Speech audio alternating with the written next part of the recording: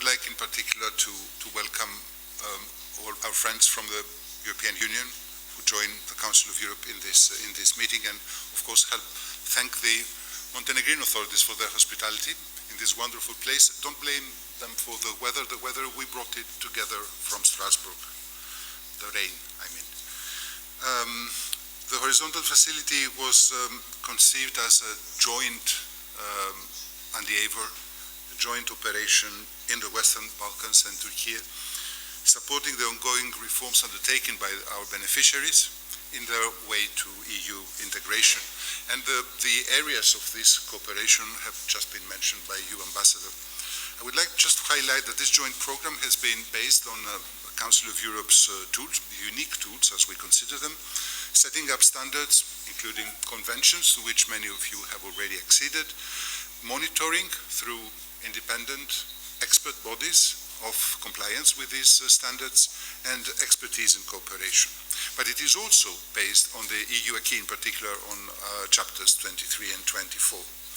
The horizontal facility results, and we have the opportunity to go into it, have been reflected in many European Commission's reports. Just to give an example, the report on Serbia, for instance, acknowledges the treatment, the success that has been achieved through the horizontal facility in prisons and prison medical facilities in accordance with standards of and recommendations of the Committee for the Prevention of Torture. Now, we are in the second phase of this program, which runs until December this year, and this second phase already builds on the results of the first phase that was implemented between 2016 and 2019. And the next phase that we are going to start soon will run for 4 years, as of January 2023. I think that we will all agree that after more than 6 years of the horizontal facility, we can already underline its added value in providing tailor-made support and understanding to the Western Balkans and Turkey in achieving genuine reforms in the fields of the rule of law, democracy, and fundamental rights. And I stress that these shared values and the commitment of the beneficiary institutions, partners, and also civil society in the implementation of these projects and of the program as a whole are absolutely instrumental for its success. Today's event will discuss the achievements of the horizontal facility. The achievements of the horizontal facility as a major tool of European Union and Council of Europe cooperation in the region over the last years, and its contribution to the enlargement process. It will provide the opportunity to take stock of the achievements and of the results, but also pave the ground for the future phase of the program, this third phase. The third phase will keep its flexibility to be able to correspond to the beneficiaries' evolving needs. And in this respect, consistent cooperation and coordination with all stakeholders, including the beneficiaries, the European Union, and talking about the European Union, I mean, of course, the DGNIR, but also the European Union delegations in the beneficiaries, the European Union office in Pristina. I would just like to say that Kosovo participates in this regional conference in line with the agreement on regional representation and cooperation, and our cooperation with Kosovo is, of course, status neutral and based on a functional capacity. Dear colleagues, let's have a look at the lessons learned from these 6 years of intense cooperation. I would say that the first thing that we need to stress is adaptability. For more than 2 consecutive years, the horizontal facility implementation was marked by COVID-19 and the ensued restrictions. But despite these challenging circumstances, the horizontal facility demonstrated an enormous flexibility that allowed to maintain a good pace in progress and in implementation of the program. And the event of today, which takes place in presence, we are very happy for this, but also online, is an example of the flexibility of the program. I would like also to stress the significant efforts undertaken to apply a human rights approach to the program. The enhanced partnerships that we've had with civil society organizations and academia, which lend actually to very tangible results. For example, just to mention one example again, the cooperation that we had with the Legal Aid Society and law students in Tirana concerning the program assisting citizens in the registration of property titles.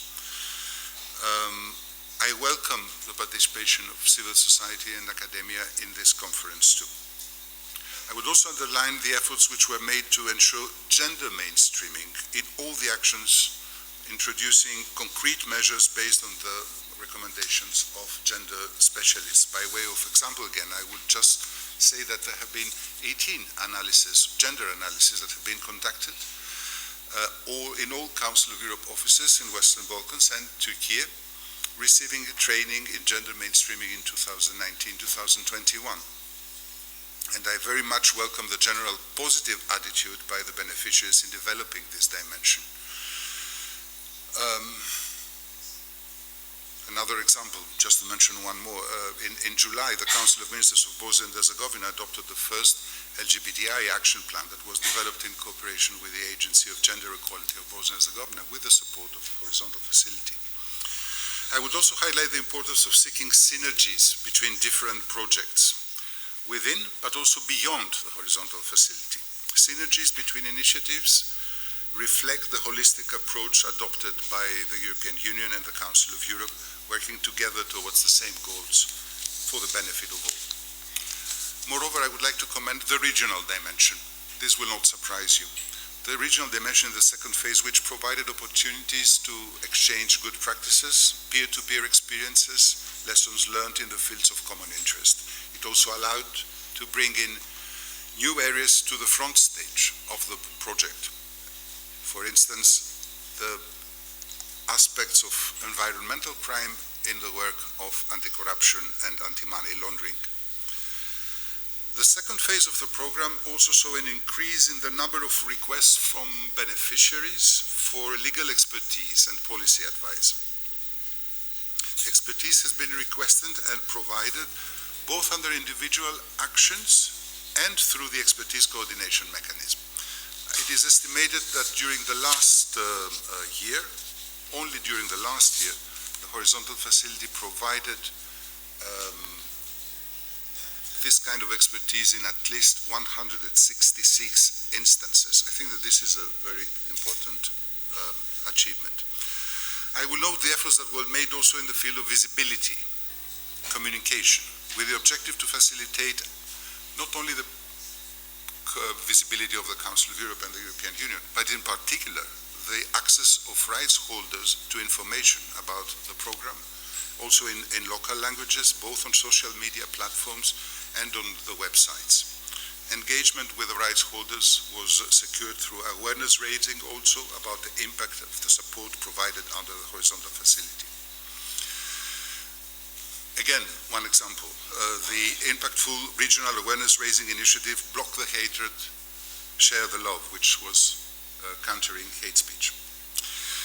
Most importantly, I would like to thank the authorities of the beneficiaries for their engagement.